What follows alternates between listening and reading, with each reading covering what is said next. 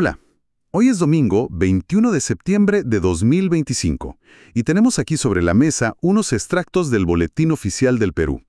A primera vista, bueno, puede parecer un documento legal bastante denso, ¿no? Pero en realidad es una ventana súper interesante a los movimientos económicos, financieros, legales del país. Nuestra misión hoy: vamos a analizar estos textos, buscar las claves y entender qué historias nos cuentan estos avisos. Vamos a hablar de fideicomisos, de cómo las empresas, bueno, nacen, cambian, a veces terminan. También de cómo el Estado cobra deudas con remates, peticiones mineras, en fin, mucho de qué hablar. ¿Listos para esta exploración? Vamos a meternos de lleno. Arranquemos con los fideicomisos, ¿te parece? Hay un aviso que, la verdad, llama la atención. Es la terminación de uno bastante antiguo, el Fideicomiso Transporte Urbano MML BIRF BID. Se creó allá por 2004, entre la Municipalidad de Lima, el MEF, el Banco de la Nación, y ahora, más de 20 años después, pues deciden ponerle fin. ¿Qué nos dice esto? Bueno, la conclusión de un fideicomiso así tan antiguo generalmente indica que un ciclo se cierra. Podría ser, por ejemplo, que el proyecto de transporte para el que se creó ya cumplió sus objetivos. O simplemente que las partes, bueno, acordaron manejar sus finanzas de otra manera, ¿no? El aviso dice que es una decisión acordada, siguiendo la Ley General del Sistema Financiero. Lo importante aquí, y esto es clave, es la notificación pública. Asegura que si alguien tiene algún interés pendiente relacionado con esto, pues esté enterado. Es pura transparencia. Claro, entiendo. Y es interesante, ¿no? Mientras uno termina, vemos que hay bastante actividad nueva surgiendo. La empresa Corfid, Corporación Fiduciaria S.A., aparece varias veces. Primero modificando un fideicomiso que ya existía con San Martín Contratistas Generales. Le están añadiendo bienes nuevos, según dice, y participan varias partes, ¿no? Fideicomitente, fideicomisario. Ajá, esos son los roles típicos. Quién pone los bienes, quién se beneficia, quién administra. Exacto. Y además de eso, Corfid está creando 2 fideicomisos completamente nuevos. Esto fue en agosto. Uno es con Inversiones Rubins y Tawe Bank, y el otro, bueno, participan David Muñoz Ortiz de Villate y otros, y garantizan a Sonum Constructora. Parece que se usa bastante esta figura, ¿no? Sí, exacto. Corfid ahí actúa como fiduciario, o sea, el administrador profesional de esos bienes. Sigue las reglas del contrato, claro. Que veamos estos movimientos publicados como manda la ley, nos da una pista sobre la dinámica económica. Las empresas usan fideicomisos para cosas muy, muy concretas. Asegurar préstamos, por ejemplo. O administrar flujos de dinero para proyectos grandes. Proteger activos. Ver esta actividad sugiere que hay proyectos en marcha. Inversiones moviéndose. Especialmente en los sectores de estas compañías. Es como un termómetro, ¿no?, de cierta actividad financiera. Interesante. Y de estas estructuras financieras, pasemos a la vida misma de las empresas. Porque el boletín es como un registro civil para ellas, ¿verdad? Vemos reducciones de capital, empresas que cierran, se disuelven, se liquidan, e incluso algunas que cambian de forma, se transforman. Mira, por ejemplo, empresa International Business Corporation Logística Integral. Reduce su capital social. Es un ajuste de casi 200,000 soles sobre un capital de 2 millones. Y luego está Industrias Fabesa S.A.C., que hace una reducción bastante más grande. Dice que es devolviendo aportes a los socios. Y firman sus gerentes Esteban Veintimilla Calderón y Erika López Vázquez. ¿Esto es señal de problemas o son ajustes normales? Pueden ser ambas cosas, o ninguna en realidad.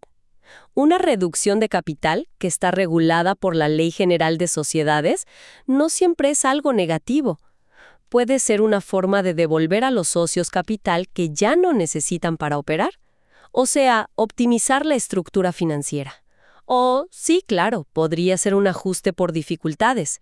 Lo importante es que es un proceso formal, público. Ya veo. Y luego, está el final del camino para otras empresas. Varias anuncian su disolución y liquidación. Casey Constructora Inmobiliaria, por ejemplo. Dreamlab Technologies Perú. Aquí nombran a 3 liquidadores. G-Móvil, ECA Foods, Productos Veganos Gourmet. Cada una nombra a su liquidador, que es la persona que se encarga de cerrar todo ordenadamente. ¿Cierto? Exacto. Ese es el proceso de cierre formal. pagar deudas, repartir lo que quede, si queda algo. Es el fin de esa entidad legal. Y hay un caso de metamorfosis, digamos, Eurostore Perú, que era una EIRL, una empresa individual de responsabilidad limitada. Ahora se transforma en Origens SAC, una sociedad anónima cerrada. Lo firma Edward de Luca López. ¿Por qué una empresa haría algo así? ¿Qué busca? Bueno, esa transformación, también prevista en la Ley General de Sociedades, es diferente a la liquidación. Permite cambiar la estructura legal sin, digamos, morir.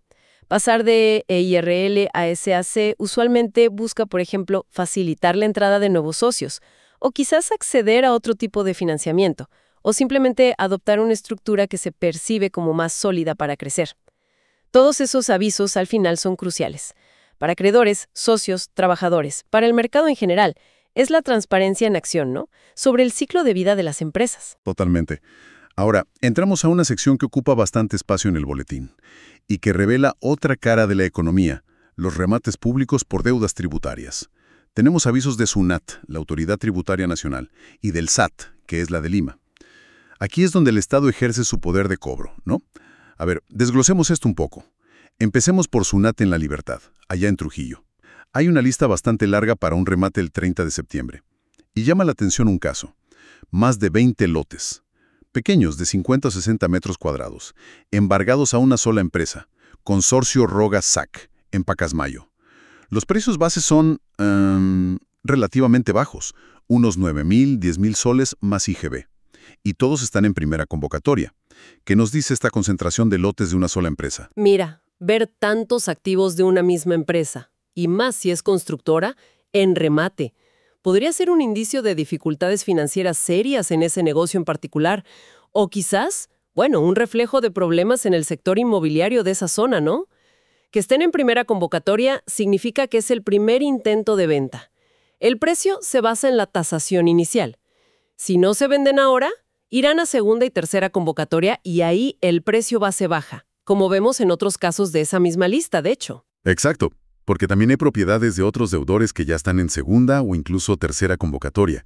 Hay porcentajes de derechos sobre terrenos, predios individuales. La variedad es enorme.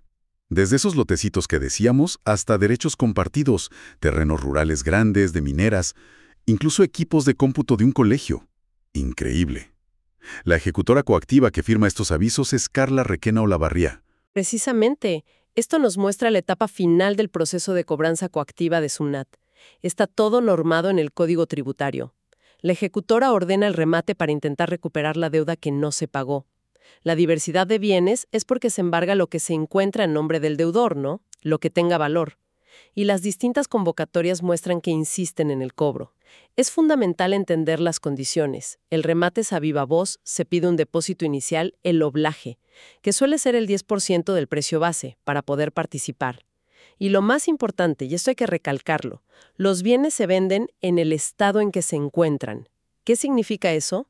Que el comprador asume todos los riesgos sobre la condición física y sobre la situación legal del bien. Mucho ojo con eso. Claro, eso es clave. Luego, si miramos los avisos de SUNAT Chimbote para remates el 26 de septiembre, vemos algo más, la complejidad de las deudas acumuladas. En las partidas registrales de algunos inmuebles, además del embargo de SUNAT, aparecen deudas con OEFA, el Organismo de Fiscalización Ambiental, con el Ministerio de la Producción, con municipalidades, con bancos como el BBV, el BCP, hasta con eSalud. O sea, múltiples acreedores queriendo cobrar sobre el mismo bien. La ejecutora aquí es Rosa Milagros Quevedo García. Ese es un punto crítico, sí. La multiplicidad de gravámenes, que son básicamente cargas o deudas registradas sobre la propiedad, complica muchísimo el panorama. Aunque el Código Tributario permite al ejecutor levantar la mayoría de estas cargas al transferir el bien, la existencia de hipotecas bancarias fuertes u otras deudas importantes puede afectar el interés de los postores o generar problemas legales después de la compra. Es como comprar una casa donde varias personas dicen tener llaves o reclamos pendientes, ¿no? Hay que tener mucho cuidado. El aviso de Chimbote también detalla quiénes no pueden participar como postores: el propio deudor, personal de SUNAT y sus familiares. Son medidas para buscar garantizar la integridad del proceso, claro. Y para cerrar este capítulo de remates, el SAT de Lima. También remata el 26 de septiembre. Aquí vemos propiedades en zonas más céntricas. Cercado, Miraflores, San Isidro, Breña. Y algunos casos suenan a verdadera arqueología legal, con gravámenes que incluyen embargos judiciales, hipotecas súper antiguas, derechos de superficie, usufructos, una telaraña legal. Y una diferencia que noto. Nombran a la ejecutora coactiva, Fabiola Salazar Cardoso, pero también a un martillero público, Edwin Reynoso Edén. Correcto. El SAT de Lima, a diferencia de SUNAT, suele utilizar un martillero público. Es un profesional independiente que dirige la subasta y cobra una comisión al comprador. Aquí indican que es el 3% más IGB. SUNAT, en cambio, generalmente dirige sus propios remates a través del ejecutor coactivo. Es una diferencia operativa. Otra diferencia práctica puede ser dónde se paga el oblaje, ese depósito inicial. Pero la complejidad de los gravámenes en estos casos del SAT refuerza lo que decíamos antes. La debida diligencia es fundamental. Antes de poner un sol en un remate de estos, hay que investigar a fondo la partida registral. Son oportunidades, sí, pero con riesgos legales que no se pueden ignorar. Hay que analizar bien. De acuerdo, clarísimo. Demos un giro ahora, si te parece, hacia los recursos naturales. El boletín también publica los inicios de posibles proyectos mineros. Hay varias peticiones nuevas. Tenemos una llamada El Vaquero JM en Tumbes, cerquita de Ecuador. Otra Tapacocha CL en Ancash y Renacer 1 en San Martín. Son áreas de entre 100 y 400 hectáreas más o menos. Y luego hay una solicitud mucho más grande, la acumulación Chapi.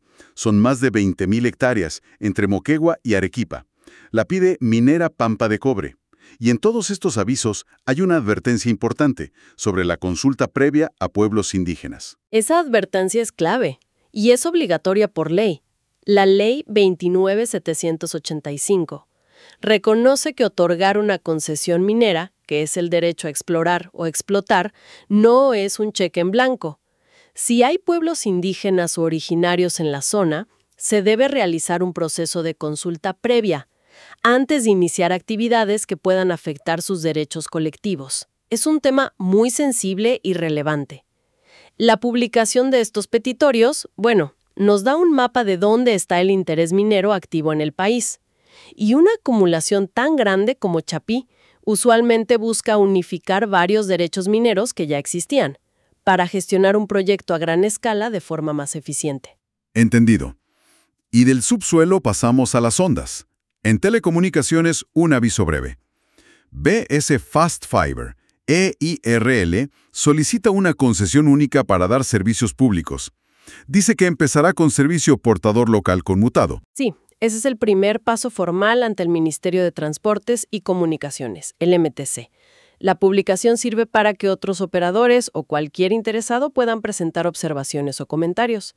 Es parte del proceso regulado para asegurar, competencia y orden en el sector antes de que el Estado otorgue la licencia para operar. Perfecto. Y ya casi para ir cerrando nuestro análisis de hoy, encontramos un mosaico de otros avisos que reflejan más la vida cotidiana y administrativa. Por ejemplo, un aviso muy práctico de Editora Perú sobre cómo y cuándo presentar avisos para publicar en el boletín. Información útil. También un edicto matrimonial en Lince, entre Orlando Málaga Villamar y Milagros Pérez Ureta, con los detalles que exige la ley. Una solicitud de rectificación de partida de nacimiento en San Juan de Miraflores, para corregir un error en el nombre de un padre. Son actos pequeños, quizás, pero de gran importancia personal para los involucrados. Totalmente. Y mira, más subastas, pero de otro tipo, no por deudas tributarias. La Coopac Credit Cup Arequipa, que está en liquidación, subasta 18 inmuebles. Y el Fondo Mi Vivienda S.A. subasta unos activos bien interesantes. 4 palcos suite en el Estadio Monumental de Ate. Las bases están entre $22,000 y $24,500. Y un terreno enorme en Lurín, casi 12,000 metros cuadrados, con una base de $2.5 millones. Este bloque final ilustra perfectamente la función tan amplia que tiene el boletín oficial, ¿no? Es el registro donde se formalizan y comunican actos legales de toda índole. Las subastas de la Coopac en liquidación, buscan convertir los activos en dinero para pagar a los acreedores y a los socios de esa cooperativa que cerró. La subasta del Fondo Mi Vivienda es gestión de activos del Estado. Quizás buscan deshacerse de bienes que ya no cumplen su función social o que simplemente pueden generar ingresos para el fondo. Los palcos son curiosos, sí, pero el terreno en Lurín es claramente un activo inmobiliario de gran valor. Ambos procesos necesitan esta publicidad para ser válidos y, sobre todo, transparentes. Bueno, creo que hemos cubierto bastante terreno hoy, ¿verdad? Solo con estos extractos del boletín oficial hemos visto desde la arquitectura financiera, los fideicomisos, el ciclo de vida de las empresas, la maquinaria de cobro del Estado en plena acción, el interés por los recursos del país, hasta los trámites más personales, ¿no? Si damos un paso atrás, ¿qué panorama nos deja todo esto? ¿Cuál es la foto general? Pues nos deja una imagen, aunque sea a través de textos formales, de una economía y una sociedad en constante movimiento. El boletín es como un reflejo documental de decisiones estratégicas. Crear un fideicomiso, transformar una empresa, por ejemplo. También de dificultades, las liquidaciones, los remates. De la acción regulatoria del Estado, las concesiones, la consulta previa que mencionábamos. Y de los eventos vitales de las personas, el matrimonio, corregir un nombre. Es una herramienta clave para la seguridad jurídica y la transparencia. Hace públicos actos que tienen consecuencias para muchos. Y para cerrar, me queda una reflexión dando vueltas. Sobre todo después de ver la complejidad de algunos remates, con esa maraña de deudas y acreedores, surge la pregunta. ¿Cómo asegurar que estos procesos, donde al final alguien pierde un bien y otro lo adquiere, sean realmente justos y claros para todos? O sea, ¿hay suficiente protección y claridad para el deudor que pierde su propiedad? ¿Y suficiente seguridad para el comprador que se aventura en estas aguas que a veces parecen tan turbias?